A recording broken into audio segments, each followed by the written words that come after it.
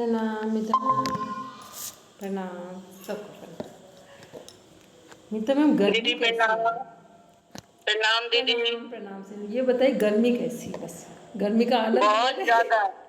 आज आज लगा कि गर्मी में पूरा बहुत ज्यादा परमानंद। गर्मी है दीदी, हालत खराब है बहुत।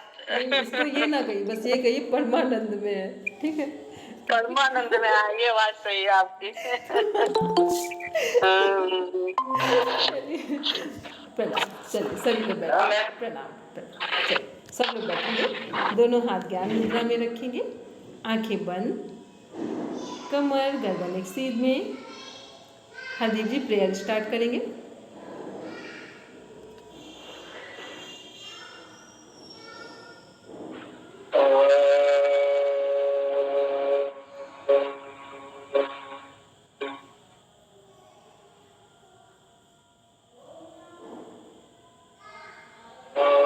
त्र्यंबकं यजामहे सुगंधिं पुष्टिवर्धनम् उर्वारुकमिव बन्धनान् मृत्युर् मोक्षयमामृतात्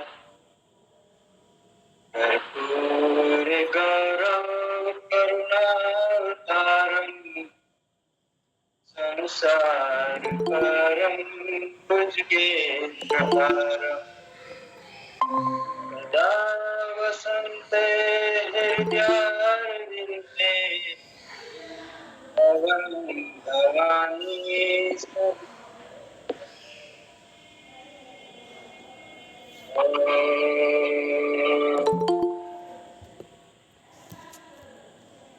शान्ति शान्ति।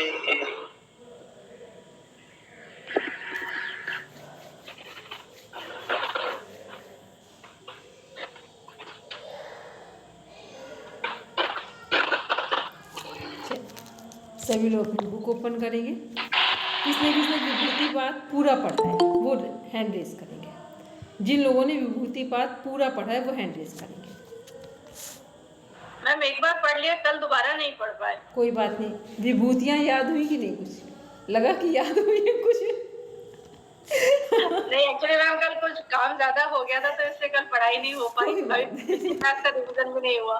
ठीक है, लेकिन एक जब टाइम मिलेगा तो बस 1 से 2 बार आप पढ़ेंगे तो बहुत सारी जो विभूतियाँ वो एक एक लाइन में दिए हुए उनके आंसर, तो वो आपको बस एक माइंड में आ जाएंगे कि कौन। हाँ वो पढ़ा है मैंने कि वो उस पे संयम करने से, नाभि पे संयम करने से क्या होता है, वो सब पढ़ा तो है।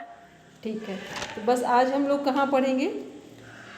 चलो आज दीप्ति फटाफट पढ़ो, संस्कृत और हिंदी दोनों पढ़ो 14 नंबर से, फिर इसके बाद क्योंकि विभूतियों पर ही आना है।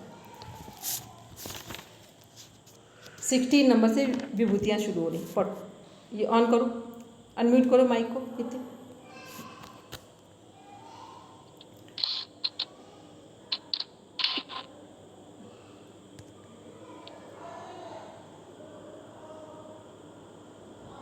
मैम 18 नंबर से पढ़ी, पेज नंबर ये 14 नंबर है विभूति पाद में, 14 नंबर से लिखा। ठीक है, शांतोदिता व्यपदेश धर्मानुपाति धर्मी। शांतोदिता व्यपदेश धर्मानुपाति धर्मी। अतीत वर्तमान और आने वाले धर्मों में जो अनुगत व्याप्त रहता है, आधार रूप में विद्यमान रहता है, वह धर्मी है। व्याख्या: द्रव्य में सदा विद्यमान रहने वाली अनेकों शक्तियों का नाम धर्म है और उसके आधारभूत द्रव्य का नाम धर्मी है। भाव यह है कि जिस कारण रूप पदार्थ से जो कुछ बन चुका है, जो बना हुआ है और जो बन सकता है, वह सब उसके धर्मी है। वह एक धर्मी में अनेक रहते हैं तथा अनेक अनेक निमित्तों के मिलने पर प्रकट और शांत होते रहते हैं। उनके 3 भेद इस प्रकार हैं। पहला है अव्यय उपदेश।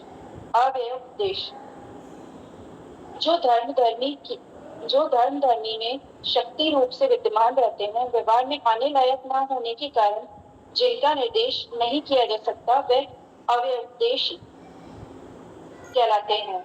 इन्हीं को अनागत या आने वाले भी कहते हैं। जैसे जल में बर्फ और मिट्टी में बर्तन अपना व्यापार करने के लिए प्रकट होने से पहले शक्ति रूप में छिपे रहते हैं। दूसरा है उदित।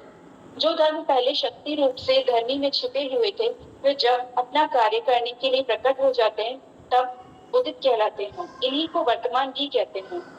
जैसे जल में शक्ति रूप से विद्यमान बर्फ का प्रकट होकर वर्तमान रूप में आ जाना, मिट्टी में शक्ति रूप से विद्यमान बर्तनों का प्रकट होकर वर्तमान रूप में आ जाना। तीसरा है, जो धर्म अपना व्यापार पूरा करके धर्मी में विलीन हो जाते हैं, वे शांत कहलाते हैं। इसी को अतीत भी कहते हैं। जैसे बर्फ का गलकर जल में विलीन हो जाना और घड़ी का फूटकर मिट्टी में विलीन हो जाना। धर्मों के शांत, उदित, अव्यपदेश, इन तीनों स्थितियों में ही धर्मी सदा ही अनुगत रहता है। किसी काल में धर्मी के बिना धर्म नहीं रहते। अब रुकेंगे। जिनको भी ये कॉन्सेप्ट समझ में आए बस एक एक लाइन में बता देंगे कि अतीत, वर्तमान और भविष्य तीनों किससे कनेक्ट किए जाए। अतीत में विलीन होना किस में आएगा, अतीत में या भविष्य में? विलीन किस में होंगे? मैम भविष्य में। भविष्य में। विलीन अगर कोई चीज होगी तो वो क्या बनेगा? जो अतीत था उसी में विलीन शब्द अतीत ही होगी, क्योंकि उसमें तो कोई वर्तमान और भविष्य में भी अतीत से। उदित किससे सब जुड़ेगा, भविष्य से या वर्तमान से? वर्तमान से। वर्तमान भविष्य से। उदित पूरा सब ध्यान रखेंगे। यहाँ पे कुछ वर्ड हैं, उसमें अनागत भविष्य से जुड़ता है, ठीक, अनागत भविष्य से जुड़ेगा। उदित हमेशा वर्तमान से जुड़ेगा, ठीक है, और विलीन हमेशा अतीत से जुड़ेगा जाकर, ठीक। ये शब्दावली है पूरी कनेक्टिविटी में, ठीक। अब जो हम लोगों ने अभी बात की थी अव्यय उद्देश्य, तो अव्यय उद्देश्य जो वर्ड है ये किससे जुड़ रहा है? भविष्य से जुड़ रहा है, ठीक। तो भविष्य में क्या होगा? जो मिट्टी है, मिट्टी का भविष्य क्या हो सकता है? घड़ा बनाना या बर्तन बनाना, कुछ भी बन सकता है मिट्टी से। तो जो कुछ भी बन सकता है वो क्या है? धर्मी कौन है, बर्तन या मिट्टी? मिट्टी। सब ध्यान से बोलो। और धर्म कौन है? बर्तन। ठीक है। किसमें बहुत सारे प्रकार से कुछ बनाया जा सकता है, धर्मी से या धर्म से? धर्मी से। ठीक, क्योंकि वो मिट्टी है। धर्म क्या है? उसमें से हम कोई भी आकार दे दें, किसी भी कोई भी शेप दे दें, तो वो क्या है कि मिट्टी हमारा धर्मी है। और धर्म क्या है? जो भी उससे जो कुछ भी बन सकता है वो सब उसके धर्म हो गए। तो अव्यपदेश्य क्या है? हमारा अनागत से जुड़ा हुआ है। तो जब मिट्टी अपने स्वरूप में है तो अनागत क्या है? भविष्य है उसका। जो भी धर्मी से धर्म बनेंगे वो सब अनागत है। फिर क्या है? जो धर्म पहले शक्ति रूप में से धर्मी में छिपे हुए थे, अब जब वो अपना कार्य प्रकट कर देते हैं वो क्या हो गया? वही वर्तमान हो गया। मिट्टी से जब हमारे सामने घड़ा बन गया तो ये क्या? उदित हो गया। तो उदित हमेशा वर्तमान से कनेक्ट होगा। अब फिर एक तो अभी हम लोग बोले कि अब इसका भविष्य क्या होगा, तो भविष्य होगा विलीन होना। लेकिन जब कोई चीज़ विलीन हो जाएगी तो वो किसको दर्शाती है? पास्ट, अतीत। जब हम लोग बोल रहे थे विलीन हो गई, जब तक हम कह रहे हैं कि टूट सकता है तब तक ये भविष्य है। लेकिन जब टूट ही गया तो क्या वो हो जाएगा? ये सब पास्ट हो जाएगा। तो ये तीनों शब्दों को ध्यान रखेंगे। अनागत भविष्य से जुड़ता है, उदित वर्तमान से जुड़ता है, और जो हमारा अतीत है वो विलीन जो है वो अतीत में जुड़ेगा जाकर, ठीक। चलिए आगे बढ़ेंगे हम लोग। क्रमान्वयत्वं परिणामान्वत्वे हेतु।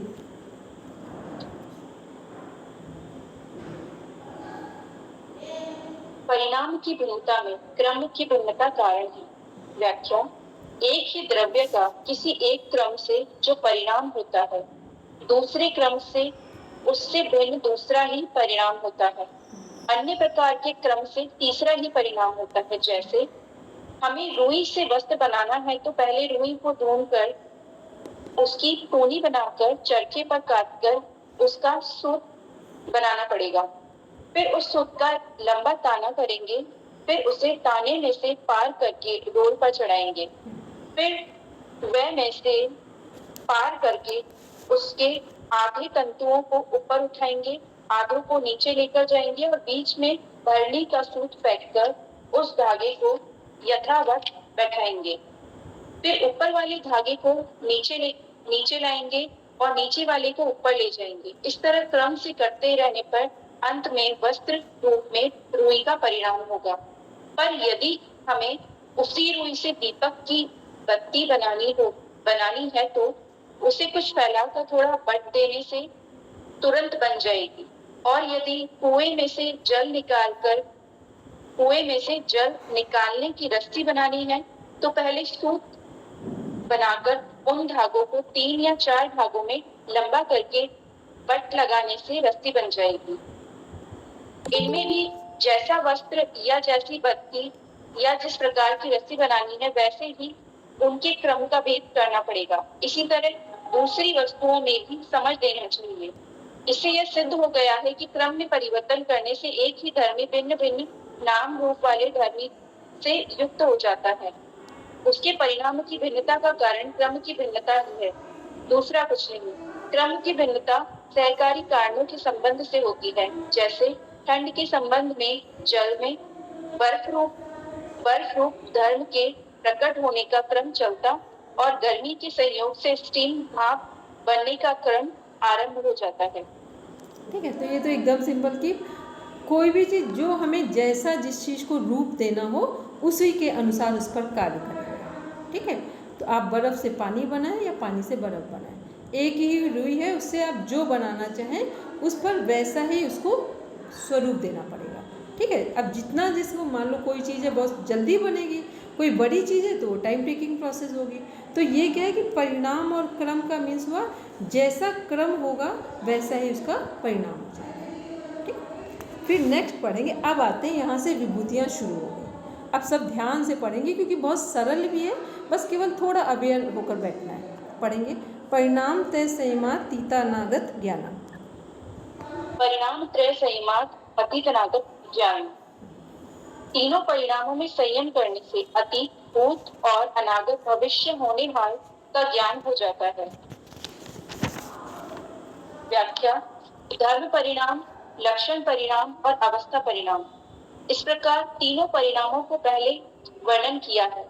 इन तीनों परिणामों में संयम अर्थात धारणा ज्ञान समाधि कर लेने से योगी को उनका साक्षात्कार होकर भूत और भविष्य का ज्ञान हो जाता है।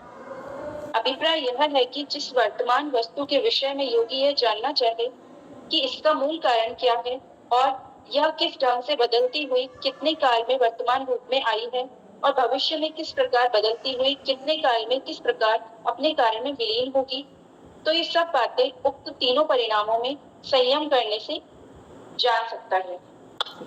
अभी हमने क्या सूत्र देखा था कि परिणाम तय संयमात तीतानागत ज्ञान, कि परिणाम पर संयम करने से तीनों कालों का ज्ञान हो जाता है। और ये परिणाम कौन से थे? धर्म परिणाम, लक्षण परिणाम और अवस्था परिणाम। ठीक है, नेक्स्ट आगे पढ़ेंगे। शब्दार्थ प्रत्यय नामित रेतराध्यासात संक्रस्त प्रविभाग संयमात सर्वभूतरुत ज्ञानम। शब्द अर्थ प्रत्यान मित्रेत्राध्यासात संग्रस्त प्रविभाग संयमात सर्वभूतरुत ज्ञानम। शब्द, अर्थ और ज्ञान, इन तीनों का जो एक में दूसरे का अध्यास हो जाने के कारण मिश्रण हो रहा है, उसके विभाग में संयम करने से संपूर्ण प्राणियों की वाणी का ज्ञान हो जाता है। वस्तु के नाम, रूप और ज्ञान, यह तीनों यद्यपि परस्पर भिन्न है, जैसे घट या शब्द मिट्टी से बने हुए जिस पदार्थ का संकेत करता है उस पदार्थ से सर्वथा भिन्न वस्तु है, इसी प्रकार उस घट रूप पदार्थ की जो प्रतीति होती है वह चित्त की वृत्ति विशेष है। इसको अंडरलाइन कर लेंगे, इसको अंडरलाइन करेंगे। वह चित्त की वृत्ति विशेष होती, इसी प्रकार उस घट रूप पदार्थ की जो प्रतीति होती है वह चित्त की वृत्ति विशेष है, इसे अंडरलाइन करना। आगे पढ़ेंगे। अतः वह भी घट रूप पदार्थ से सर्वथा भिन्न वस्तु है, क्योंकि शब्द वाणी का धर्म है, घट रूप पदार्थ मिट्टी का धर्म है और वृत्ति चित्त का धर्म है। तथापि तीनों का परस्पर अभ्यास के कारण मिश्रण हुआ रहता है। अतः जब योगी विचार द्वारा इनके विभाग को समझकर उस विभाग में संयम कर लेता है, तब उसको समस्त प्राणियों की वाणी के अर्थ का ज्ञान हो जाता है। चित्त का धर्म क्या है? वृत्तियां, वृत्तियाँ, ठीक है। वाणी का धर्म क्या है? शब्द, मिट्टी का धर्म क्या है?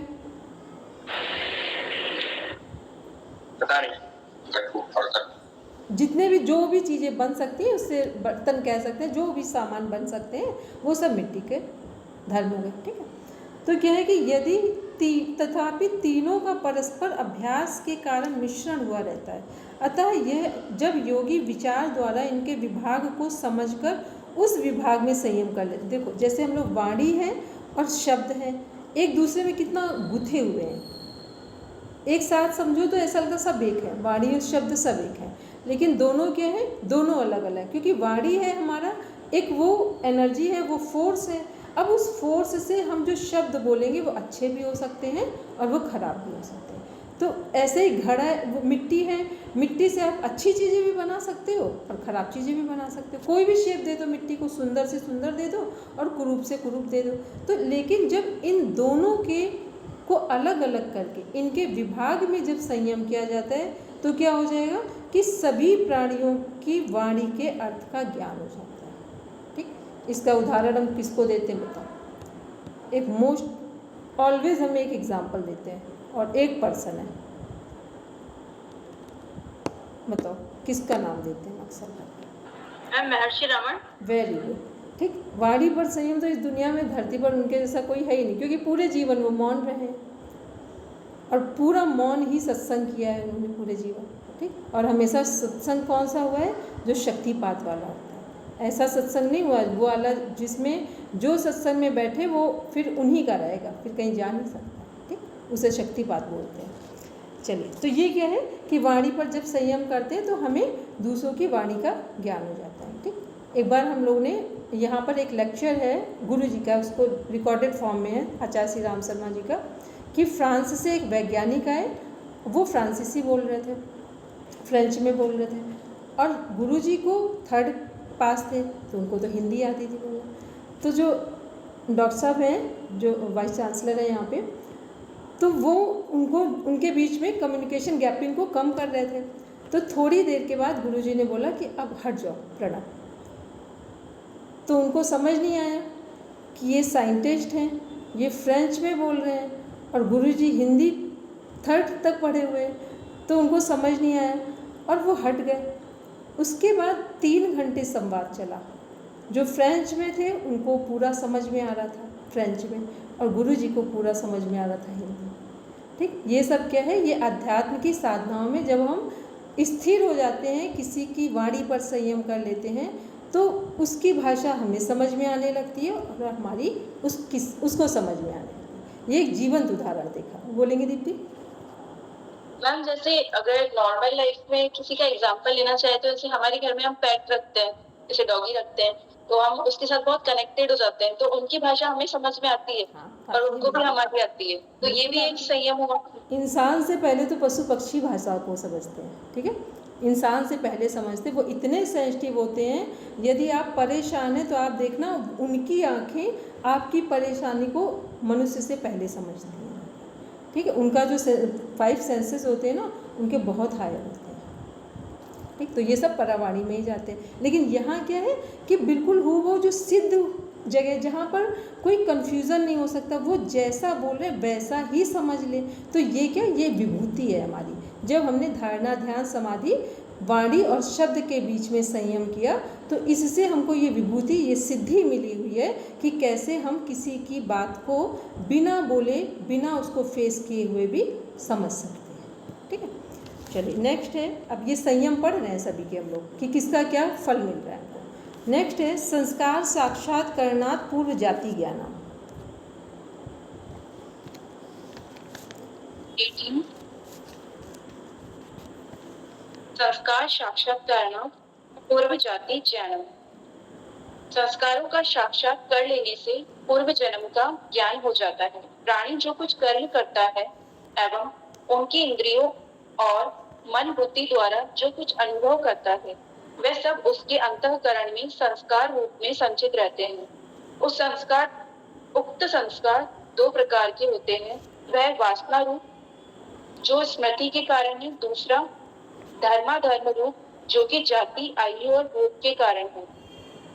ये तीनों ही संस्कार अनेक ये दोनों ही प्रकार के संस्कार अनेक जन्म जन्मांतरों से संग्रहित होते आ रहे हैं। 1 मिनट रुकिए दीप्ति, जहाँ पर लिखा है उक्त संस्कार, वहाँ से ब्रैकेट ओपन करेंगे और संग्रहित होते आ रहे हैं यहाँ पर क्लोज करेंगे। अब यहाँ पर लिखा हुआ है उक्त संस्कार दो प्रकार के होते हैं, एक वासना रूप जो कि स्मृति के कारण है, दूसरे धर्माधर्म रूप जो कि जाति, आयु और भोग के कारण है। वैसे हमारे संस्कारों का निर्माण किसके द्वारा होता है? जाति, आयु और भोग। इसको अंडरलाइन कर देंगे। जैसे हमारे संस्कार होंगे वैसे हमें आयु मिलेगी, वैसे हमें जाति का अर्थ क्या है यहाँ पर अंडरलाइन करिए, जाति, और इसका अर्थ लिखिए जन्म। यहाँ जाति का अर्थ जन्म से है, ठीक।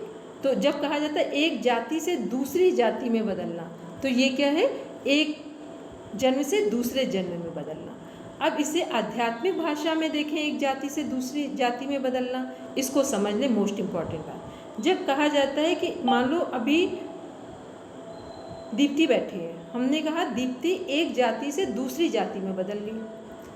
एक होता है कि दीप्ति का जब शरीर नहीं रहेगा तो जाति बदलेगी, तो कर्मों के अनुसार इन्हें जाति दूसरी मिलेगी, जन्म मिलेगा। दूसरा कि हमने कहा कि एक जाति अभी जीवित शरीर में ही एक जाति से दूसरी जाति में कन्वर्ट हो गई।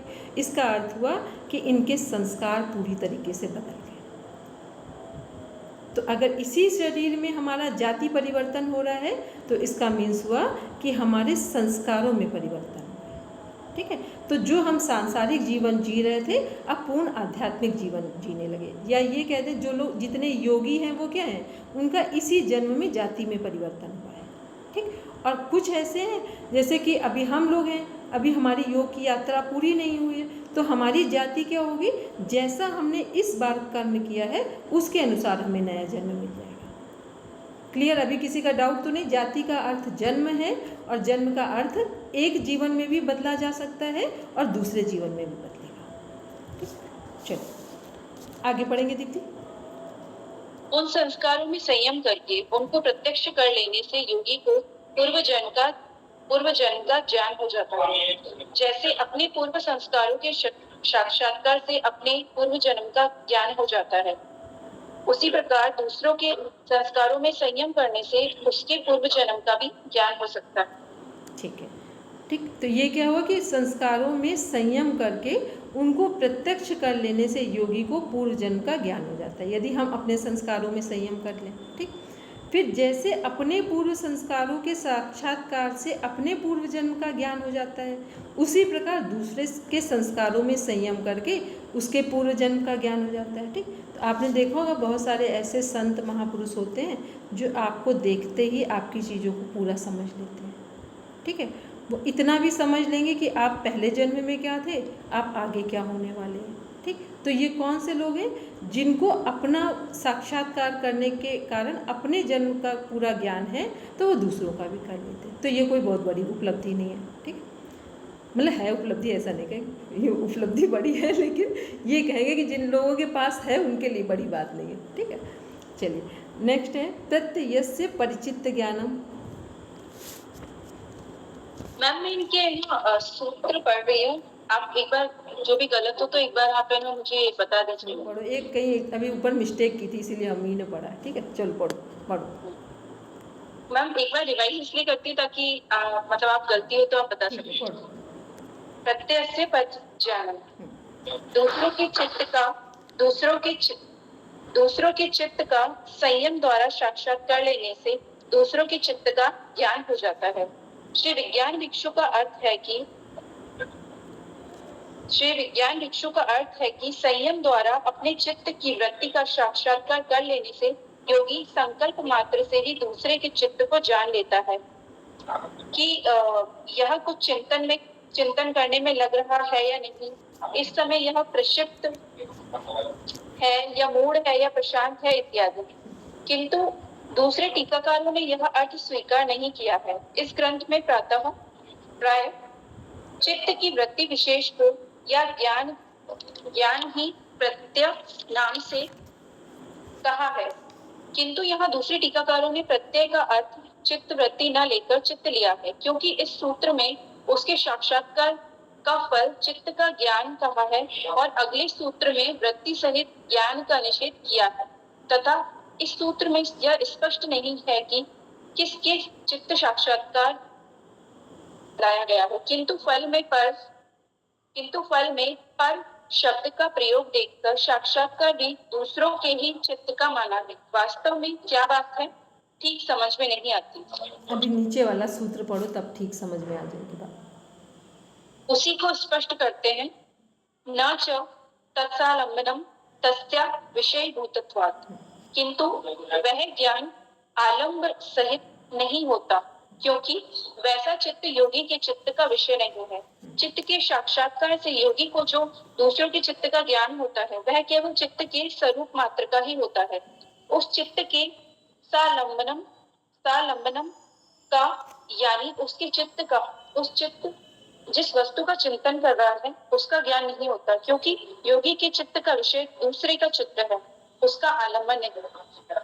देखो, इसका अर्थ ये हुआ कि मान लो सपोज करके कोई योगी अभी आपके सामने है, ठीक है, तो आपके चित्त में जो विचार चल रहे हैं, कई बार होता है बहुत सारे, ये तो एक नेचुरल सी प्रोसेस है, ये सच में छोटी सी बात है, बड़ी बात नहीं है, कि आप किसी के विचारों को तुरंत पढ़ सकते हैं कि ये क्या कर रहा है, क्या सोच रहा है, इसके मन में क्या चल रहा है, ये क्या करने वाला है, ये कुछ देर पहले क्या करके आया है। तो ये क्या है, तो जो योगी लोग हैं तो वो पूरे उसकी गहराई में नहीं जा रहे हैं चित्त में, क्योंकि इतना बड़ा उनका कोई मैटर ही नहीं है। तो वो क्या करते, जिस समय जो व्यक्ति है उस समय की जो मना स्थिति है उसको साक्षात्कार करते, ठीक। जिस समय जो व्यक्ति है, मान लो फेस रीडिंग करनी है, तो फेस रीडिंग में क्या होता है, यही होता है कि फेस रीडिंग में हमने आपकी फेस रीडिंग की तो हमने क्या समझा, बस हमें इतना समझ में आ गया, आप हमें कैप्चर कर रहे हो कि नहीं कर रहे हो, आप हमें ग्रैस्प कर रहे हो कि नहीं कर रहे हो, आप हमें एक्सेप्ट कर रहे हो कि नहीं कर रहे हो, तो ये हमने आपकी फेस रीडिंग से समझ लिया। तो ये बहुत बड़ी बात नहीं, बस यहाँ पे ये बताया जा रहा है कि जो योगी हैं वो आपके चित्त का साक्षात्कार करने नहीं जा रहे हैं, चित्त में जो उस समय पर जो वृत्ति चल रही है, जो विचार चल रहा है, उसको साक्षात्कार कर रहे हैं, ठीक है। बस इतना सा है। अभी आपकी ये विभूति में नहीं आएगा, अब विभूति आगे आ रहा है, ये वाला जो नंबर है 21, ठीक। ये आपका क्वेश्चन नहीं बनेगा इसमें से, लेकिन फिर भी इतना ध्यान तब भी रखें कि योगी किसका साक्षात्कार करेंगे, जो चित्त में अभिवृत्ति दिख रही उसका करेंगे। पढ़ेंगे दीदी। मैडम, ये जो संयम के ऊपर बताया गया 3, ये विभूतियां ही कहलाएंगी? क्या चीज़ सर? ये जो संयम के 3 फल बताए ना कि 16, 17, 18 में, हाँ, तो जो ये इसको विभूतियों के नाम से जानेंगे हम? अभी सभी ऐसे ही जानेंगे। इसमें केवल देखिए ऐसे क्वेश्चन इसमें क्या क्या पूछे जाएंगे, जैसे पूछा गया कि परिणाम पर संयम करने से किस विभूति को प्राप्त करेंगे, कौन सी विभूति प्राप्त करेंगे? उसमें तो वो भूत और भविष्य को ज्ञान जाता है, भूत, भविष्य और वर्तमान, तीनों को प्राप्त करेंगे, ठीक। फिर इसमें था संयम, अगर क्रम और परिणाम में संयम करेंगे तो किसका ज्ञान प्राप्त करेंगे? क्रम और संयम पर, अगर परिणाम पर हमने संयम किया तो किसका ज्ञान प्राप्त करेंगे? बोलो दीप्ति। क्रम पे यदि संयम करते तो विवेक ज्ञान आपको प्राप्त होगा। विवेक ज्ञान होगा, और क्या होगा? और अभी हम लोगों ने नीचे क्या पढ़ा था, अभी देखो एक बार। क्रम, भूत और भविष्य का ज्ञान हो जाएगा। बोलेंगे अदीप जी? भूत और भविष्य का ज्ञान हो जाएगा, अतीत अनागतम। क्रम और परिणाम के बीच यदि अंतर करेंगे, इस पर संयम करेंगे तो हमें किसका ज्ञान प्राप्त होगा? इसमें हमें ज्ञान प्राप्त होगा कि हम जिस वस्तु को जैसा स्वरूप देना चाहें वो दे सकते, मतलब अपने अनुसार हम वस्तु के स्वरूप को बदल सकते हैं। बर्फ को पानी बना सकते हैं और पानी को बर्फ बना सकते हैं, ठीक। ये था इसका संयम। ये था 15 नंबर में। फिर 16 नंबर में पूरा हमने पढ़ा परिणाम पर संयम करेंगे तो क्या मिलेगा। फिर हमने 17 नंबर में पढ़ा कि जब हमें शब्द, अर्थ और ज्ञान इन तीनों को अलग अलग हम जानेंगे तो क्या होगा कि हम, इसका उदाहरण था 17 नंबर का कि जब हम वाणी और शब्द दोनों को अलग अलग करके संयम करेंगे तो हमें किसी की भी वाणी का ज्ञान हो जाएगा कि जिसकी वाणी पर हम संयम करेंगे उसके शब्दों का ज्ञान हो जाएगा कि ये क्या बोलने वाला है, या उसकी वाणी से जो भी शब्द निकल रहे हैं उनको हम हूबहू समझ जाएंगे। तो वाणी और शब्द पर संयम करने से वाणी के अर्थ का ज्ञान हो जाएगा। ठीक। फिर संस्कार साक्षात करणात् पूर्व जाति ज्ञानम। अगर संस्कारों का साक्षात्कार कर लेंगे तो योगी को अपने पूर्व जन्म का ज्ञान हो जाएगा और दूसरों का भी वो कर सकता है। ये है 18 नंबर का। इसके बाद हमने पढ़ा प्रत्ययस परिचित्त ज्ञानम। इसमें क्या है कि कहा जा रहा है कि दूसरे के चित्त का भी योगी को ज्ञान हो जाता है। इसकी पुष्टि की गई है 20 नंबर पे। दूसरे के चित्त का ज्ञान नहीं होता है, उस समय जो वृत्ति का चल रही होती है उसको, उसका ज्ञान होता है। ठीक। अब आते हैं हम लोग 21 नंबर पे। मनीष जी, क्वेश्चन का आंसर आया आपके? हाँ जी मैम। चलो पढ़ेंगे दीप्ति। दीप्ति थक रहे तो और किसी को दे, थक रहे तो किसी को दे पढ़ते। ठीक है।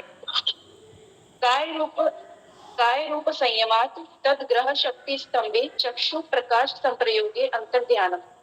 प्रकाश शरीर के बड़े आ की मात्रा लगी है। संप्रयोगे अंतर्ध्यानम। शरीर के रूप में संयम कर लेने से जब उसकी ग्राह्य शक्ति रोक ली जाती है तब चक्षु के प्रकाश का उसके साथ संबंध न होने के कारण योगी अंतर्ध्यान हो जाता है। जब योगी अपने शरीर के रूप में संयम कर लेता है तब वह दूसरे के देखने में आने वाली शरीर की दृश्य शक्ति का संकल्प मात्र से अवरोध कर सकता है। उसका अवरोध कर लेने पर दूसरों के नेत्रों की प्रकाशन शक्ति से उसका संबंध नहीं होता, इस कारण उसे कोई नहीं देख सकता। इसका नाम अंतर्ध्यान है। इसी तरह यदि योगी शब्द में संयम कर लेता है तो उसके शब्द को कोई नहीं सुन सकता। यदि शरीर के स्पर्श में संयम कर लेता है तो उसे कोई छू नहीं सकता। इत्यादि सिद्धियां भी उपलब्ध लेनी चाहिए। पहले बताओ ग्राह्य का अर्थ क्या है?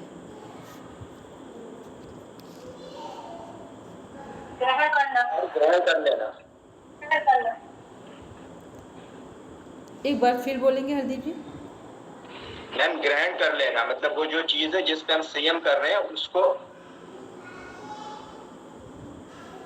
दीप्ति बोलो, ग्राह्य का अर्थ क्या है? ग्राह शक्ति तो वो है भूत, हमारे पंच महाभूत और तन्मात्राएं। Very good. ग्राह्य शक्ति का अर्थ है पंच महाभूत और तन्मात्राएं। वही लिख लीजिए सब, या अलग कहीं लिख लीजिए जाकर जहाँ आप की नोट से बना रहे हो। ठीक। और एक अपना बैक आइए यहाँ पर। समाधि पाद में 41 नंबर का सूत्र है, उसे टिक कर लीजिए जाके। उसको आराम से कम 4 से 5 बार पढ़ लेंगे तो आपको ग्राह्य और ग्रहण, ग्रहीता, इन सब के अर्थ समझ में आ जाएंगे। या एक बार देखना चाहें तो वापस आए 41 नंबर का समाधि पाद में, इसको ऐसे पकड़ लें, वहाँ पे या पेन लगा दें, यहाँ देखेंगे। समाधि पाद में 41 नंबर का सूत्र है क्षीण वृत्तेर भिजा तस्यैव मणेर ग्रहित ग्रहण ग्राह्येषु तद स्थित तदन जनता समापत्ति। इसका अर्थ है क्षीण वृत्ति, जिसकी समस्त बाह्य वृत्तियाँ क्षीण हो चुकी हों, ऐसे स्फटिक मणि की भांति निर्मल चित्त का ग्रहित। अब अर्थ देखेंगे, ग्रहित, ग्रहित्र, ग्रहण, ग्राह्येषु। ग्रहित का अर्थ होता है ग्रहीता पुरुष। ठीक, इसको पूरे अर्थ को ग्रहित, ग्रहण, ग्राह्येषु सबके अर्थ लिख लेंगे की नोट्स में। ग्रहित है पुरुष, ग्रहण क्या है हमारा? अंतःकरण और इंद्रियां, ये ग्रहण करती हैं चीज़ों को। अंतःकरण सभी को पता है, मन बुद्धि चित्त अहंकार। इंद्रियों में ज्ञानेंद्रियां और कर्मेंद्रियां दोनों आ गई हमारी। इसके बाद ग्राह्य क्या है? पंच महाभूत और उनके विषय। सबको समझ आया ये पीछे देखकर? ठीक है, इसको नोट कर लें, क्योंकि यहाँ पे अभी जैसे तभी हमने पूछा कि हरदीप जी फिर से बोलेंगे। ठीक, तो यहाँ समझ आए कि ये जो ग्राह्य शक्ति है ये क्या है, हमारे पंच महाभूत और हमारी पंच तन्मात्रा है। चलिए अब पढ़ेंगे आगे, इसको एक बार पूरा पढ़ो व्याख्या लिखती। मैम इसकी व्याख्या पढ़ती हूँ। इसकी 21 की एक बार फिर पढ़ो। कौन सा बताया था आपने सूत्र? 41 नंबर समाधिपाद में। जी जी ठीक है, चलो इसको व्याख्या पढ़ो दीप्ति 21 की दोबारा। 21 की व्याख्या मैंने पढ़ दी, दोबारा पढ़ो। ठीक है। जब योगी अपने शरीर के रूप में संयम कर लेता है तब वह दूसरे के देखने में आने वाली शक्ति की, दृश्य शक्ति का संकल्प मात्र आने वाली शरीर की, आने वाली शरीर की, देखो दोबारा देखो, आने वाली शरीर की दृश्य शक्ति का संकल्प मात्र से अवरोध कर सकता है। उसका अवरोध कर लेने पर दूसरों के नेत्रों की प्रकाशन शक्ति से उसका संबंध नहीं हो पाता। इस कारण उसे कोई नहीं देख सकता। इसका नाम अंतर्ध्यान है। इसी तरह यदि योगी शब्द में संयम कर लेता है तो उसके शब्द को कोई नहीं सुन सकता। यदि शरीर के स्पर्श में संयम कर लेता है तो उसे कोई छू नहीं सकता। इत्यादि सिद्धियां भी उपलक्षण से समझ लेनी चाहिए। ठीक है, तो ये सब समझ में आ रहा ना, शब्द, फिर ये हो गया स्पर्श। शब्द और स्पर्श किससे संबंधित है हमारे?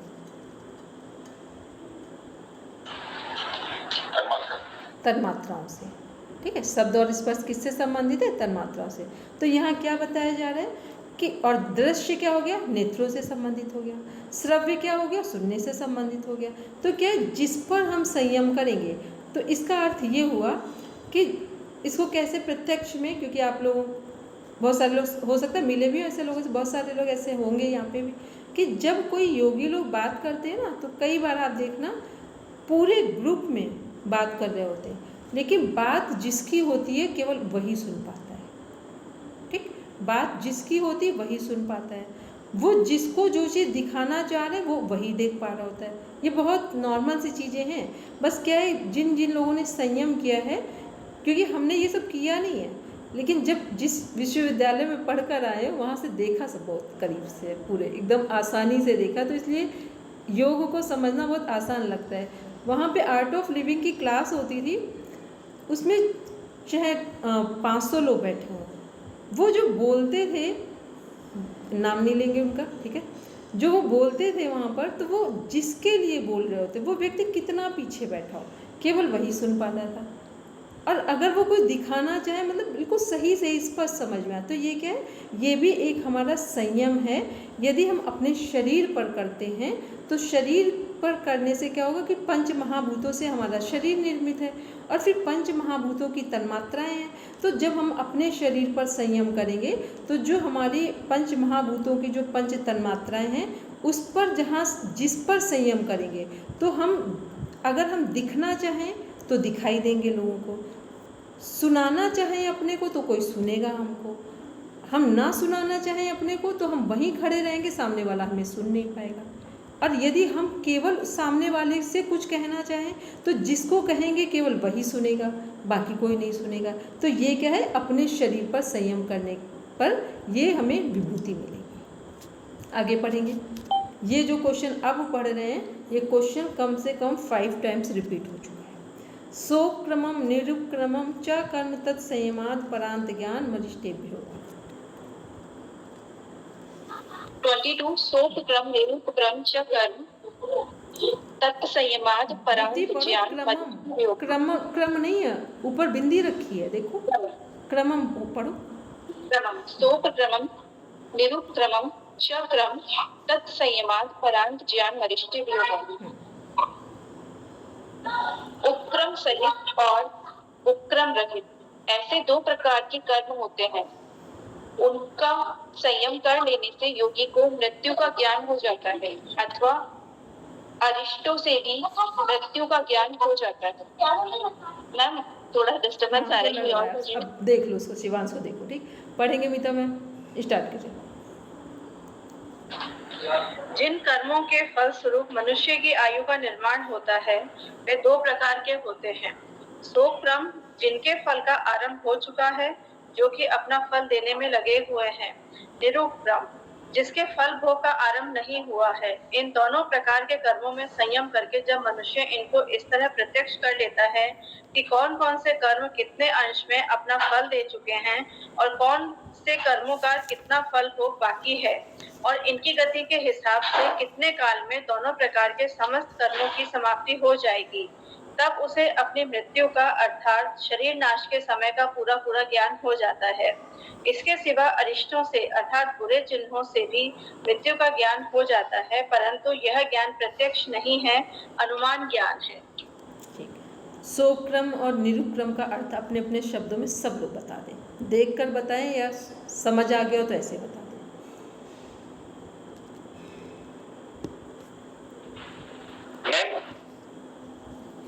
जो हमारे संस्कार हैं, मतलब कितने ही जन्मों के, तो जब वो योगी उन पे संयम कर लेता है और उन संस्कारों में से जो अब हम प्रेजेंट में भोगने के लिए मिल गए हैं तो उसको उसका भी ज्ञान हो जाता है, और जो नहीं मिले जो आगे मिलने वाले हैं उनका भी ज्ञान हो जाता है। तो फिर वो अपने संस्कारों की शुद्धि के लिए कार्य करता है और अपने इस जन्म मरण के चक्कर से निकलने की कोशिश करता है। हरदीप जी इसी बार निकल जाएंगे, हमको ऐसा लगता है।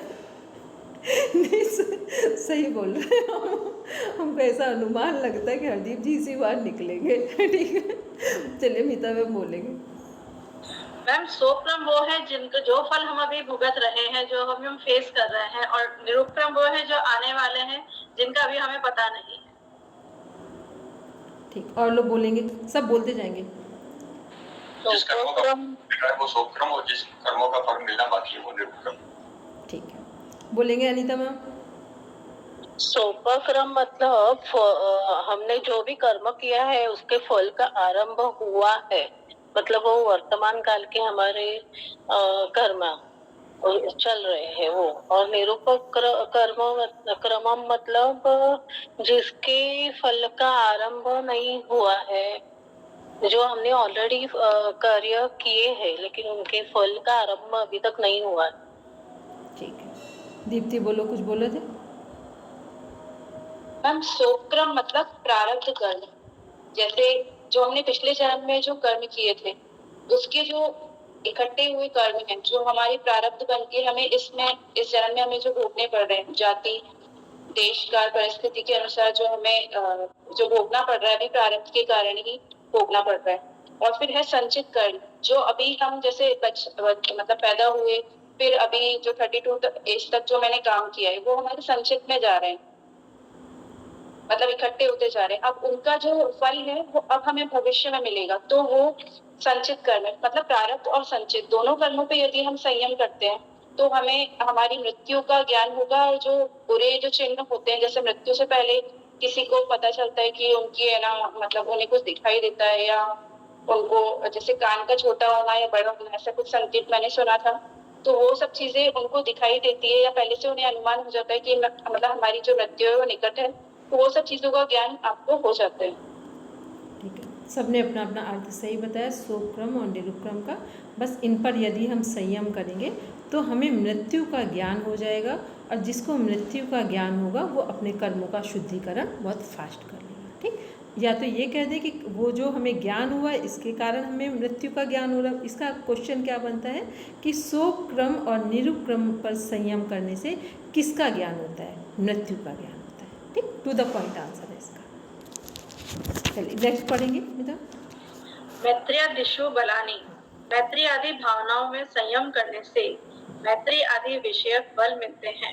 व्याख्या, मैत्री, करुणा और मुदिता, इन 3 प्रकार की भावनाओं का वर्णन है योग दर्शन के पहले पाठ के 33वें नंबर सूत्र में। चौथी जो उपेक्षा है वह भावना नहीं है, भावना का त्याग है। उनमें से पहली जो सुखी मनुष्यों में मित्रता की भावना है, उसमें संयम करने से योगी को मित्रता की सामर्थ्य प्राप्त हो जाती है, अर्थात वह सबका मित्र बनकर उनको सुख पहुंचाने में समर्थ हो जाता है। दूसरी जो दुखी मनुष्यों में करुणा की भावना है, उसमें संयम करने से योगी को करुणा बल प्राप्त हो जाता है, अर्थात उसका स्वभाव परम दयालु हो जाता है और उसमें हर एक प्राणी के दुखों को दूर करने की सामर्थ्य आ जाती है। तीसरी जो पुण्यात्मा मनुष्यों में मुदिता की भावना है, उसमें संयम करने से मुदिता का बल प्राप्त हो जाता है, अर्थात वह ईर्ष्या के दोष से सर्वथा शून्य हो जाता है और सदैव प्रसन्न रहता है। कोई भी परिस्थिति उसके मन में किंचन मात्र भी चिंता, शोक या भय की वृत्ति उत्पन्न नहीं कर सकती तथा वह दूसरों को भी अपनी ही भांति प्रसन्न बनाने में समर्थ हो जाता है। ठीक है, तो मैत्र्य से मतलब मैत्री बल जो है वो जिसके साथ करेंगे, पुण्यात्माओं के साथ करेंगे या जो हमारे कहते हैं श्रेष्ठ महापुरुष हैं या जो सफल, मतलब जिसके साथ हम मैत्री भावना जोड़ेंगे उसके गुण हमारे जीवन में आ जाएंगे। ठीक है, और मैत्री की भावना जोड़ने से दूसरा क्या है कि हमसे भी लोगों को सुख ही प्राप्त होगा। ठीक, नेक्स्ट पढ़ेंगे। बलेषु हस्ते बरादीनी, भिन्न भिन्न बलों में संयम करने से हाथी आदि के बल के सदृश संयम के अनुसार भिन्न भिन्न प्रकार के बल प्राप्त होते हैं। व्याख्या, यदि वह हाथी के बल में संयम करता है तो उसे हाथी के समान बल मिल जाता है। यदि गरुड़ के बल में संयम करता है तो गरुड़ के समान बल मिल जाता है। यदि वायु के बल में संयम करता है तो वायु के समान बल मिलता है। इसी तरह जिसके बल में संयम करता है वैसा ही बल उसे प्राप्त हो जाता है। प्रणाम हेमंत भैया। तो 1 मिनट हेमंत भैया, इस लाइन को कंप्लीट कर दें बस, केवल इसको अरे करीब मुझे कोई काम नहीं, मैं तो आप लोगों के दर्शन करना है। ठीक, क्योंकि बस इसको एक लाइन में कनेक्ट कर दे। इसमें क्या है कि जब हम लोग जिस पर संयम करेंगे उसका बल हमें प्राप्त होगा। तो अगर हमने हाथी के बल पर संयम कर रहे हैं तो किसको हाथी का बल प्राप्त है? 70,000 हाथियों का बल किसको प्राप्त है? मैम आपने बताया था भीम जी को। ठीक, वो सही में हमने नहीं बताया तो हमें भी पुराणों जो शास्त्र उनसे ही पता चला है। ठीक है, फिर इसके वायु के संयम में किसको ये प्राप्त है? वायु का बल हनुमान जी। हनुमान जी को। ठीक, मैम हनुमान जी वायु की तरह मस्त रहते हैं। ठीक, वही। और वो एक ऐसे देवता है जो कलयुग में आज भी कहा जाता है जीवित देवताओं में काउंट किए जाते हैं। ठीक, हेमंत भैया आप कुछ कहना तो आप कहिए, बस हो गई लाइन कंप्लीट। नहीं कुछ नहीं कह सकता, मैं कुछ नहीं कहूँगा। हेमंत भैया कुछ नहीं कह सकता तो इसका मतलब हेमंत भैया को मैत्री बल प्राप्त हो गया है। ठीक है, इससे ऊपर वाला। मैं भी विभूति प्राप्त करने में लगा हूँ, इसलिए अब आप विभूतियाँ बढ़ाइए, मैं प्राप्त करूँगा। हेमंत भैया आज हरदीप भैया से हमने अभी एक क्वेश्चन पूछा था सोप्रमम निरुप्रमम वाला, तो हरदीप भैया ने जो आंसर दिया, हमने कहा कि हरदीप भैया की मुक्ति इसी जन्म में संभव है, ऐसा दिख रहा है। हाँ मैम, आप सबका आशीर्वाद रहेगा तो कोशिश जरूर करूंगा। मैम कई बार ही ना बंदे की अपनी कैपेबिलिटी नहीं होती, पर वो वाइब्रेशन सहज जा रही थी, ठीक हो जाती है। क्या सवाल था? वो हम लोग ने पढ़ा था सोक्रमम निरुक्रमम च कर्म तत्संयमात् परांत ज्ञान मरिष्टेभ्यो हुआ। तो इसका हमने अर्थ समझाया और इसका ज्ञान प्राप्त कर, मतलब इस पर संयम करने से क्या ज्ञान मिलेगा? तो मृत्यु का ज्ञान मिलेगा। तो जो हरदीप जी ने जो इसका आंसर दिया समझाते हुए सोक्रमम निरुक्रमम का, तो वो बिल्कुल ऐसा था। हमने कहा कि आपकी मुक्ति बिल्कुल संभव है, इसी जन्म में लग रही है। अच्छा ठीक है, ये कह रहे हैं। अच्छा चलिए अब हम लोग पढ़ेंगे, अमिता मैम आगे करेंगे। प्रवृत्तिया लोकन्यासात् सूक्ष्म व्यवहित विप्रकृष्ट ज्ञानम, ज्योतिषमती प्रवृत्ति का प्रकाश डालने से सूक्ष्म व्यवधान युक्त और दूर देश में स्थित वस्तुओं का ज्ञान हो जाता है। व्याख्या, 3 प्रकार की वस्तुओं का प्रत्यक्ष साधारणतया इंद्रियों से नहीं हो पाता। एक तो जो वस्तु अत्यंत सूक्ष्म होती है जैसे परमाणु, महातत्व, प्रकृति आदि। दूसरी व्यवहित अर्थात जो किसी पर्दे में छिपी हो जैसे समुद्र में रत्न, खान में सुवर्ण, मणि आदि। तीसरी विप्रकृष्ट अर्थात जो दूर देश में वर्तमान हो जैसे हम आसाम में बैठे हैं और वस्तु मारवाड़ में पड़ी है, अथवा यूं समझे कि हम हिंदुस्तान में हैं और वस्तु अमेरिका में पड़ी है।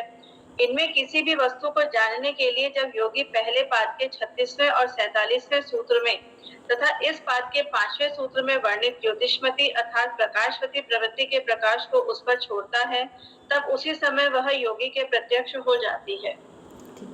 तो क्या है, जो हमारा प्रवर्त लोक कन्या सूक्ष्म व्यवहिता विप्रकृष्ट ज्ञान, तो ये इसको देख लेंगे। इसमें नीचे दिया हो, बस नीचे वाली लाइन को कनेक्ट करेंगे केवल हम लोग। ऊपर क्या है कि जितनी हमारी सूक्ष्म चीज़ें हैं वो हमें कब दिखाई देना शुरू होती है? जब हम लोग सूक्ष्म व्यवहिता विप्रकृष्ट ज्ञानम। तो यहाँ प्रवर्त लोक कन्या सात का अर्थ है ज्योतिषमती। ये सूत्र कहाँ है हमारा? फर्स्ट चैप्टर में दिया हुआ है। ठीक, तो जब ज्योतिषमती जो हमारी प्रवृत्ति है इस पर यदि हमने संयम कर लिया तो ज्योति का अर्थ ही होता है दिखना। ठीक है, तो ज्योतिषमती प्रवृत्ति पर यदि हमने संयम कर लिया तो हमें क्या होगा कि कहीं दूर देश में कोई भी वस्तु जिसको हम देखना चाहते हैं वो हमें दिखाई देती है, और वो हम ले ना ले वो अलग है, लेकिन हमें वो दिख जाती है कि ये चीज़ कहाँ रखी हुई है। अस्तेय की भी यही उपलब्धि थी। अस्तेय में क्या था कि जो भी यदि हम चोरी नहीं करते हैं, इस बात पर यदि हमारा संयम हो गया तो क्या होगा कि इस धरती पर जहाँ कहीं कुछ भी रखा है, खजाने रखे हैं या कोई ऐसी चीज़ जो हमारे लिए भविष्य में कभी उपयोगी हो सकती है, उनको हम देख सकते हैं। लेकिन फिर ध्यान रहे यूज़ वही कर सकता है जो लोग कल्याण के मार्ग पर यूज़ करना चाहें। अदरवाइज़ ये ना तो कभी आपको कोई विभूति मिलेगी और ना आप कभी इनका यूज़ कर पाएंगे। ठीक है, ये सब ध्यान रखें। आगे बढ़ेंगे मित्र। भुवन ज्ञानम सूर्य संयमात। सूर्य में संयम करने से समस्त लोगों का ज्ञान हो जाता है। व्याख्या, पुराणों में 14 भुवनों का वर्णन आता है, उनमें से एक भूलोक है। उन 14 भुवनों का ज्ञान सूर्य में संयम करने से हो जाता है। व्यास भाष्य में इन लोकों का विस्तार पूर्वक वर्णन किया गया है, परंतु आध्यात्मिक साधन के लिए उपयोगी न समझकर मैंने यहाँ उनका वर्णन नहीं किया है। इनके सिवा यह बात भी है कि इनके विषय का वर्णन ठीक समझ में भी नहीं आता। एक पॉइंट में समझ ले, इसका वन वर्ड आंसर है कि सूर्य पर संयम करने से क्या विभूति प्राप्त होती है। 14 भुवनों का ज्ञान होता है, 14 भुवनों का ज्ञान प्राप्त होता है। ठीक है, बस एक मैम भुवन मतलब लोक होता है क्या? 14 लोक, हाँ वही लोक से संबंधित है। फिर नेक्स्ट पढ़ेंगे। चंद्रे तारा व्यूह ज्ञानम। चंद्रमा में संयम करने से सब तारों के व्यूह स्थिति विशेष का ज्ञान हो जाता है। व्याख्या, चंद्रमा में संयम करने से कौन तारा किस स्थान में टिका है इसका यथावत ज्ञान हो जाता है। ध्रुवे तद्गति ज्ञानम। चंद्रमा पे अगर संयम करेंगे तो तारों की स्थिति का ज्ञान होता है। ठीक, ये तारों की स्थिति क्या बताती है, जितना हम लोग एस्ट्रोलॉजी देखते हैं, जब हॉरोस्कोप देखे जाते हैं कि इनका ये स्टार यहाँ पर है, ये कुछ टाइम बाद अपने अच्छे रिजल्ट देगा, ये अभी गलत रिजल्ट दे रहा है। ठीक है, वो सब ये चंद्रमा पर संयम करने से तारा किस स्थान में टिका है इसका ज्ञान होता है। तो ये वही तारे, जब भी तारों की बात हो तो ये सब पूरा पार्ट हमारा एस्ट्रोलॉजी से कनेक्ट हो जाएगा। जब पढ़ते ना ग्रह नक्षत्र तारे, तो वो वहीं से कनेक्ट होगा। आगे पढ़ेंगे।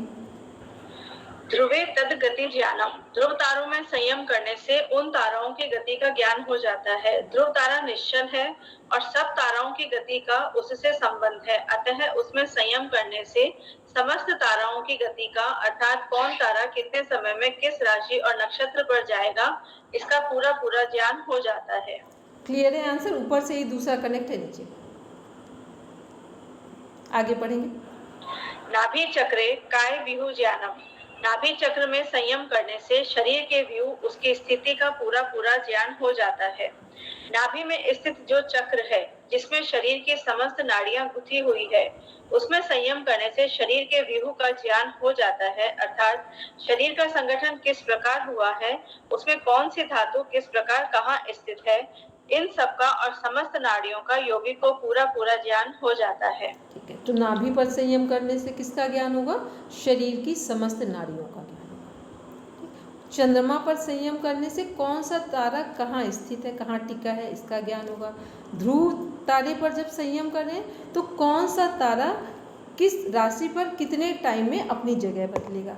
ठीक है, आगे पढ़ेंगे। 30 नंबर। कंठकूपे शुद्ध पिपासा निवृत्ति। कंठकूप में संयम करने से भूख और प्यास की निवृत्ति हो जाती है। व्याख्या, जिह्वा के नीचे एक तंतु है जिसे जिह्वा मूल भी कहते हैं। उसके नीचे कंठ है, उसके नीचे कूप यानी कि गड्ढा है। उस कंठकूप में संयम करने से भूख प्यास की बाधा मिट जाती है। इसमें यह कारण बतलाया जाता है कि उस कंठकूप से प्राणवायु टकराती है, उसी से भूख प्यास की बाधा होती है। उसमें संयम करने के बाद वह नहीं होते। कौन सा प्राणायाम करते हैं? 30 नंबर में जिसके रिजल्ट वेरी गुड। जालंधर बंदी प्राणायाम हमने पूछा था। उज्जयी प्राणायाम है शीतली प्राणायाम। सॉरी, हाँ शीतल क्योंकि उसी के लाभ दिख रहे हैं हमारे, भूख प्यास पर नियंत्रण। ठीक है, तो ये क्या है, कंठकूपे क्षुत पिपासा निवृत्ति की। कंठकूप पर ध्यान करने से क्या होगा, भूख और प्यास की बाधा मिट जाती है। और क्वेश्चन आता है इसमें प्राणायाम कौन सा कनेक्ट होता है, तो शीतली प्राणायाम। ठीक, दूसरा अगर ऑप्शन में शीतली ना हो, शीतकारी हो, तो उसे आप टिक करेंगे।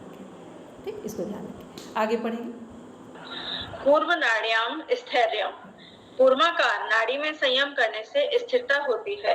उक्त कूप के नीचे वक्ष स्थल में एक कछुए के आकार वाली नाड़ी है, उसमें संयम करने से स्थिर स्थिति की प्राप्ति हो जाती है, अर्थात चित्त और शरीर दोनों स्थिर हो जाते हैं। ठीक है, तो जो पूर्व नाड़ी है वो है कहाँ हमारी, सब लोग पढ़कर देख लेंगे कहाँ पर है। ठीक है, तो ये क्या है, यहाँ पर यदि हम संयम करेंगे तो शरीर और चित्त, इसको अंडरलाइन करिए, ये बस एक ही जगह पर आया है जहाँ शरीर और चित्त दोनों स्थिर हो जाते हैं। मैम ये अनाहत चक्र पे होगी क्या? हाँ, वहीं जाएगी, वहीं जाएगी। मूर्ध ज्योतिषी सिद्ध दर्शनम, मूर्धा की ज्योति में संयम करने से सिद्ध पुरुषों के दर्शन होते हैं। सिर के कपोल में एक छिद्र है, इसी को ब्रह्मरंध्र कहते हैं। वहाँ जो प्रकाशमय ज्योति है, उसमें संयम करने वाले को पृथ्वी और स्वर्गलोक के बीच में विचरने वाले सिद्धों के दर्शन होते हैं। ठीक, क्वेश्चन क्या बनता है कि मूर्ध ज्योति सिद्ध दर्शनम, यदि मूर्धा की ज्योति में संयम होगा तो क्या हमें लाभ मिलेगा, सिद्ध पुरुषों के दर्शन होंगे। फिर आगे पढ़ेंगे। प्रातिभात्वा सर्वम, अथवा प्रातिभ ज्ञान उत्पन्न होने से बिना किसी संयम के ही योगी को पहले कही हुई सारी बातों का ज्ञान हो जाता है। व्याख्या, जिसका वर्णन इसी बात के 36वें सूत्र में है, उसका नाम प्रातिभ ज्ञान है। यह विवेक जनित ज्ञान का पूर्व रूप है। अतः जिस प्रकार सूर्य की प्रभा से जो कि जाके 1 मिनट रुक जाएंगे, सब रुकेंगे। प्रातिभ ज्ञान क्या है, विवेक जनित ज्ञान का पूर्व रूप है। इसको जहां आप की नोट्स बना रहे हैं वहीं नोट कर दीजिए।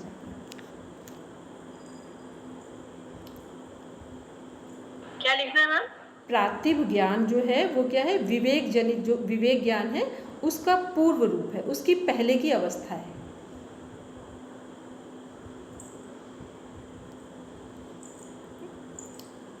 लिखा है, अतः जिस प्रकार सूर्य की प्रभा से, जो कि सूर्योदय से कुछ पहले प्रकट होता है, मनुष्य सब वस्तुओं को देख सकता है।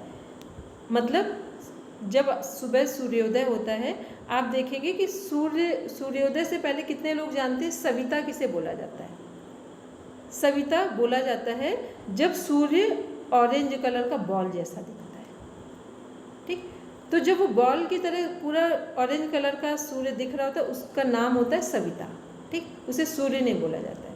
तो ये क्या बताया जा रहा है कि सूरज की जो रोशनी है, उसके आने से पहले जो सूर्य दिखाई दे रहा है, उसकी रोशनी में भी सब कुछ दिख सकता है, लेकिन उतना उसमें प्रकाश नहीं होता है जितना दिन के सूरज में होता है। ऐसे ही विवेक ज्ञान क्या है, पूर्ण प्रकाश है।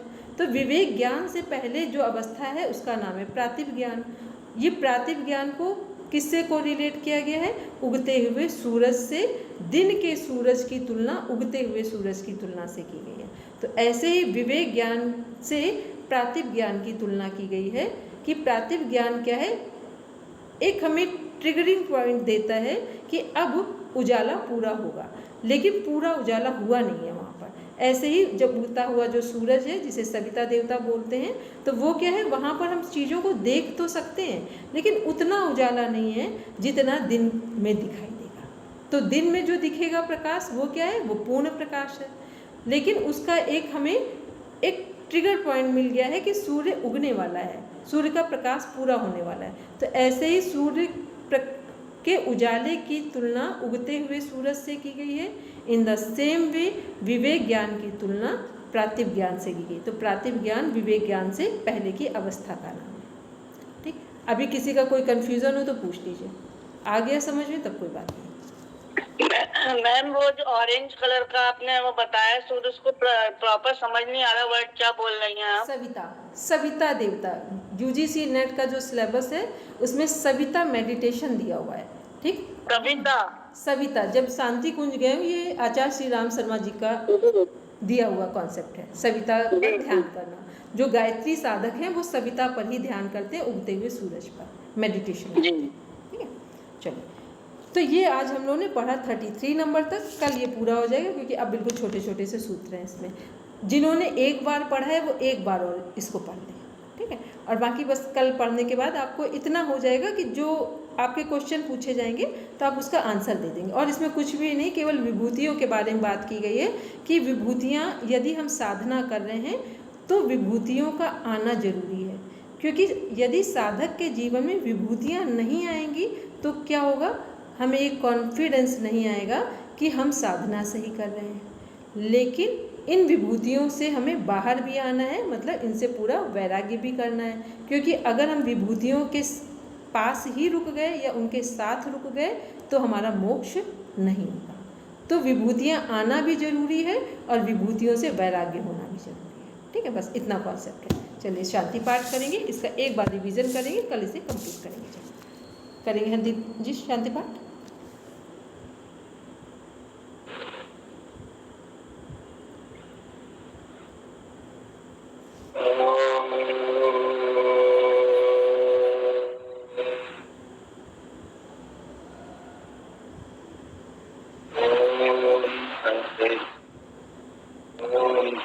शांति, अंतरिक्षं शांति, पृथिवी शांति, आपः शांति, औषधय शांति, वनस्पतय शांति, ब्रह्म शांति, विश्वदेवो शांति, सर्वं शांति, शांतिरेव शांति, श्यामा शांतिरेधियो।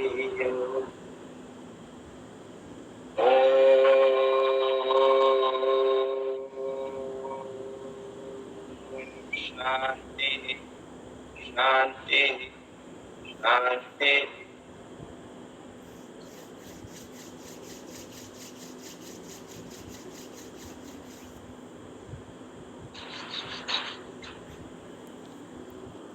कितने लोग हैं जो ये योग दर्शन पढ़ के बोर हो गए, वो हैंड रेस करो, सही से करेंगे क्योंकि थोड़ा सा तो डिफरेंट है ये। ठीक है, बाकी चीजें पढ़ेंगे। बोरिंग तो बिल्कुल भी नहीं है। नहीं, ऐसा लगता होगा ना, कनेक्टेड है एक एक चीज ना, तो इससे बोरिंग बिल्कुल नहीं है। फिर भी ऐसा इंटरेस्ट आ रहा है दीदी। और क्या कह रहे हैं शिवम? इंटरेस्ट आ रहा है, लग रहा है कि अच्छा ऐसा भी होता है, ऐसा भी होता है, ऐसा लग रहा है। हरदीप जी कुछ कह रहे हैं? मैम जैसे वो पिक्चरों में होता था ना, पहले मर्डर मिस्ट्री वो डिटेक्टिव कर रहे होते, तो वैसे एक के बाद एक बस चले जा रहे हैं। तो मैम मेरे ख्याल से मुझे लग रहा है कैवलिया तक पहुंचते पहुंचते सारी चीजें ओके हो जाएंगी। ये क्या है ना, ये एकमात्र योग में ऐसा ग्रंथ है जिसको टू द पॉइंट एक के बाद दूसरा रखा गया। मतलब श्रीमद् भगवद गीता बहुत अच्छा है, लेकिन उससे भी ज़्यादा ये सिस्टमेटिक और सरल लगता है, क्योंकि इसमें कोई भी चीज़ आगे पीछे नहीं, बिल्कुल एक के बाद दूसरी रखी हुई है। और अगर कहीं को रिलेशन बताया है तो आप देखेंगे इसमें लिख दिया गया है कि ये 41 नंबर पे देखिए, ये 36 पर देखिए, जाके आगे देखिए, पीछे देखिए। ठीक है, मीता मैम कुछ कह रहे हैं? मैम ये आपने बहुत इजीली आपके पढ़ाने के तरीके की वजह से भी ज्यादा समझ में आ रहा है। बिल्कुल एकदम राइट। और मैम एक और भी चीज है, मुझे लग रहा है कि 195 सूत्र है ना, तो अगर ये समझ में आ गया जैसे आप समझा रहे हैं और अच्छे से समझ आ गया, तो शायद हमें भगवत गीता या वेद वगैरह पढ़ने की शायद जरूरत नहीं पड़ेगी। मेरे को ऐसा फील हो रहा है। पढ़ेंगे भी तो समझ में आ जाएगा जल्दी, क्योंकि योग दर्शन क्या है ना, जितने हमारे राजयोगिक ग्रंथ हैं तो उनमें बड़ा हेल्पफुल है आपके लिए। तो जब भी आप पढ़ेंगे तो कॉन्सेप्ट जल्दी से समझ में आ जाएंगे। ठीक है, बस सीमा में बोलेंगे। प्रणाम। चलिए, सबको प्रणाम, शुभ रात्रि। नमस्ते दीदी। नमस्ते मैडम, बहुत अच्छा बताते हो।